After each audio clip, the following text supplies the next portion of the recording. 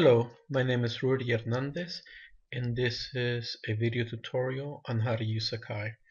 The topic for this video is basic navigation. So let's start off with a login. So using your given login and using your newly modified password, we will enter the Sakai system.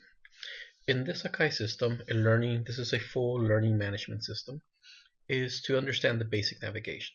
I will focus on the left side. Those are applications that are available to you in your basic login, and then I will wrap it up with a very quick statement on the horizontal bar options up above.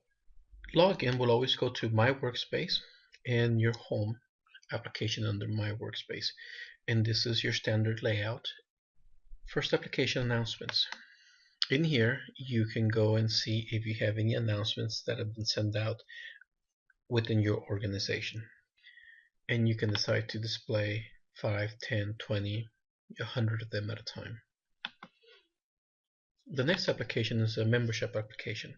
This application shows you all of the courses that you are enrolled in. These can be courses or they can be projects. This application here will show you all of the ones that you're enrolled in. Once again, this could also be like a robotics club. This could be any activity or project that requires some of the applications of a course. And if that is defined as a course, the project or the club, then you can be enrolled in it. You can be a member of that, and it will be shown here. So you can see you can unjoin these groups or clubs. Your account. So everyone will have an account. In the previous video, you had the option to modify your details, and of course that's where you change your name first and last. You would change your email, and you could change your password. I will cancel any changes, and we'll go to profile. So here I uploaded a picture of one of our students. Ahmed Tovar is our sales and marketing leader by Students for Students. Quick navigation basics. You can upload your profile pic, change picture. You can go to pictures and add any number of pictures that you'd like to have. You can basically go and connect with some students and have groups. You can send messages out to your group of students. You can do searches you can set up your sessions for your profile image, only your connections for everyone, your basic information, contact. These are very similar to any social media environment like Facebook, but this is a protected environment only for the organization. Or an organization may have multiple schools. These would be accessible to anyone who has the same courses as you do if you're in an organization that had multiple schools.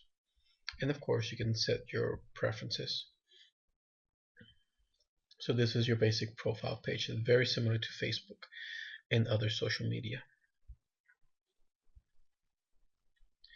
Resources. In this resource folder, you basically can store all of your information. You can create folders to say in here, my Word documents, my Word documents. So basically in your workspace, you can create any set of folders where you can keep your documents organized that you can upload onto the system. I believe everyone has about 1 gigabyte of data for storing. These can be used and very useful if you're working and submitting information, documents to your instructor, or if you are working and collaborating with other students and you need to store a number of documents and share with the students. Your My Workspace resource application is very useful for that. You can also do things like edit the permissions to make things here only visible to you, or to allow sharing those documents with your project group members, as an example. Schedule. In here you can add events. You can go in here and add an event. So in here is a calendar, and you can basically see this calendar in several different formats: by month, by year, and you can go in here and basically add an event. You can add an event on any given day, say 9 a.m. and you can say frequency, you can say what kind of activity is an exam, and you can save the event and basically calculus test, and you can save it and it will be highlighted as calculus test. You have a legend, like you can set in here a deadline, a conference, web assignment, just an activity, a quiz. You can set up any number of predefined, use any set of predefined calendar events. Okay, there'll be more training on calendars. This is just for basic navigation. Preferences. If up here you can see 6th, 7th, and 8th.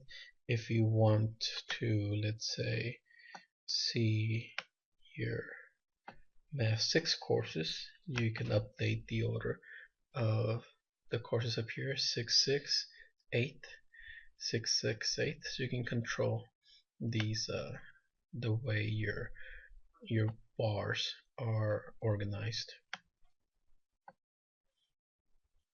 And I've set them back to normal.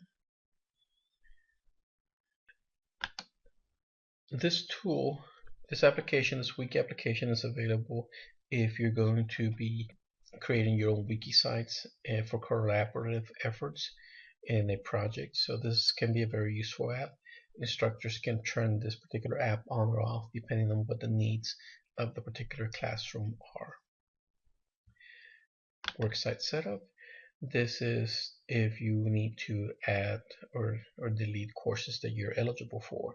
This is an app that allows you to change your worksite setup. Right now there are no evaluations, but if there were evaluations directed by the instructor, they will be located here. Site info is just basic information about yourself, the site, when it was created, just basic information. Help. You can basically go in here and type in how to add a calendar event. You can do a search and the tool will basically give you directions on a number of related information in the help files. How to edit a calendar item, how to delete a calendar item, how to add an announcement, etc. That's available online.